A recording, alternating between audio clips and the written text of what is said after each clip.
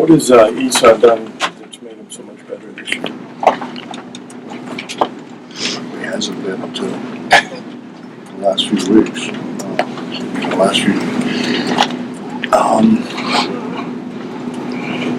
think he kind of rededicated himself to that after the Kansas State game. He wasn't very good Kansas State game. He wasn't very good Oklahoma game. Got in the gym. I know you guys get tired of me saying that, but he got in the gym. He was in the gym last night at 9 o'clock. After being early before practice and staying after practice. That's kind of what it takes. Well, you did create a lot of turnovers, but you didn't turn the ball over much yourself. Is that a huge key? Yeah, I mean, I thought our shot selection was really good. We didn't force things. I mean, they heard it enough. They heard enough about what our problems were.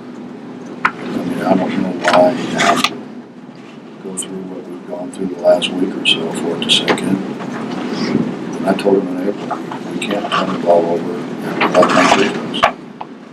We did both of those things today. We played pretty well and we won good.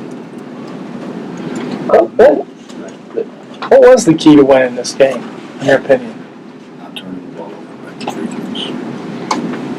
We didn't turn it over. You know, we turned it over 23 times and that happened. That's 15 less possessions than what you get when you turn over 8 times. That's a lot of possessions. Method to the madness. I mean, you got a slumping player, a kid that hasn't been able to make shots and do anything right, and you run the first play of the game for him, and that, to try to get him off right there. He had 2 good days of practice. He had 2 good days of practice, and he's our best guy at attacking the rim. He's got more size. He's wider. He's got those huge hands. I thought he was our best chance. And they're so long. The other option is do it for Dax. Dax is so much smaller. It wasn't the kinder, gentler approach. No, In case you were wondering, it really wasn't the kinder. didn't think that. Points in the paint, offensive rebounds, the way you guys were able to attack them on the inside, surprise you at all, or is that pretty much what you guys wanted to try to do? That's exactly what we wanted to do. You know, we went back and looked at the 3 games of a year ago. We looked at obviously what they had done this year, and you try to figure out where our best chance is to be able to score. But you know, honestly, Justin, the biggest thing is we passed the ball. We have 29 field goals, 22 assists on 29 field goals. That's pretty good. Yeah. That's pretty good for anybody playing basketball at any level. But we passed the ball. We did a better job passing the ball. We did a terrible job of passing the ball before. What was your impression of Josh Jackson for game? You know, if he could jump, he'd be really good. He's a great athlete. Those are the guys that play 100 games for about 10 or 12 years. 100 games a year. He's an athlete. He's a great athlete. You know, you say that, but key rebound in the game was probably the one Adrian got away from him on offensive rebound. I mean, and that was not his rebound. Nate's got a lot more too. He actually sprained his ankle on that play. And still chased the ball down in the corner and kept possession for us. I was trying to get him back in the game at the end because we were awful small and they were missing free throws, and I needed him at the free throw line. He said, I'm good. I can rebound. I can't slide though. I can't push off of my ankle. So I noticed that he just blocked this guy out, and JC came in from the other position and rebounded. He held this guy off and didn't let him get to the ball. I mean, he's been our heart and soul. Him and JC have been our heart and soul. They're the 2 most consistent guys. But you guys have 3 wins now against top 5 teams, and your 3 losses are unranked teams, and just both ends of the spectrum right there. I don't know if I've ever really seen a team that's kind of gone through a situation like that before. We're about 4 possessions away from maybe being undefeated, so. Yeah. You can look at it a lot of ways. Yeah. I mean, you're always the half-empty guy. Which, I really have a hard time with guys like that, because I'm certainly not that way. Coach Self said that 29 threes was probably a little too much, even given the way that you play, and that even though those were open shots, maybe there were a few too many. Was that a goal coming in? One of the other things to try to keep them from driving at the basket so much? The goal was keeping them in transition. They're terrific in transition. Mason and Graham are so fast with the ball. They finish so well around. I think their strength really is their transition. We just tried to not turn them loose much. Probably didn't try to do a whole lot with the rest of that, but your half-court defense seemed much improved.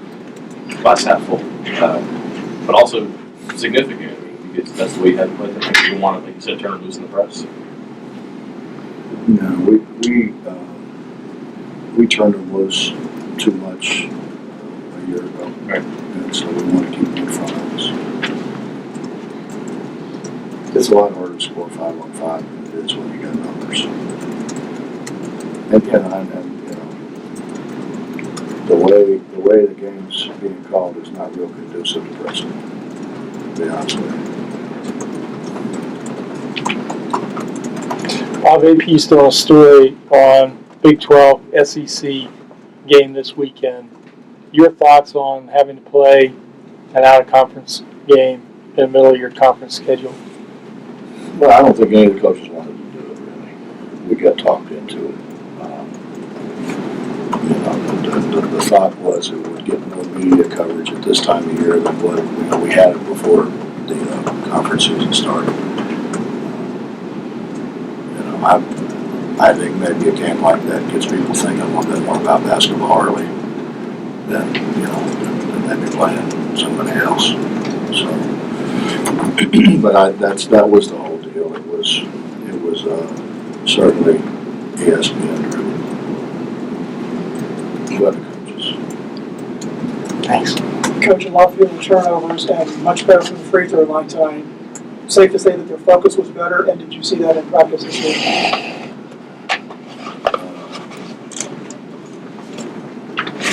After we had a continual parade of treadmill,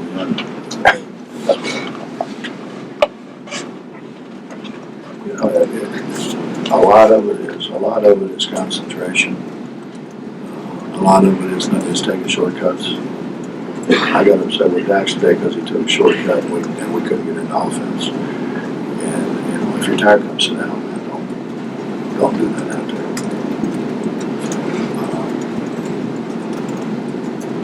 I think it's a matter of execution, but execution is not taking shortcuts, not taking the easy way. Coach Elijah got in the early foul trouble, and then obviously has to sit for a long period of stretch. But then comes back and plays a pretty good second half for you. So what does that say for a kid who's basically got to sit and watch the whole first half, and then comes out and gives you some plays in the second? Well, he said, "Do you want me?" When Sykes got tired, I think, and Brandon was struggling a little bit. I said, "Man, I got to have it in the second half." The great thing about these guys is they, by and large, they're all in. We have our moments, certainly, but they're all in. And we got a senior, a junior, and a freshman, and they're all sharing minutes, and they do it gladly. They help each other. What Brandon and Elijah have done to help Sags, I mean, they're constantly coaching. And it's good to see. That's really what athletics is supposed to be about. The camaraderie and the hard work, and sharing, and giving, all those good things. But how has Josh done filling in the run? Josh been great. Josh is a very bright guy, he's a very hardworking guy. And he's done film for me this is my 10th year. So we did it 1 year at Kansas State. So he's done business 11th year, so he knows what's going on. I mean, I think that's a great way. That's a great way to learn a game. To sit in there and kind of ball that film because you're seeing everybody's offense, you're seeing everybody's defense, you're seeing how everybody goes about things. So I mean, we miss Ronnie. The experience that Ronnie has, but we miss Ronnie. But Josh has filled in more than ever. Josh will be a heck of a coach. Or he is a heck of a Anything else? You've spoken highly about Wynn. How important was it getting him in foul trouble and neutralizing him today? I think he's terrific. I think he's so unselfish, and he really steps up when they need somebody to step up in whatever area it is that they need him to do. So I've got a lot of admiration for him. Thanks, Coach.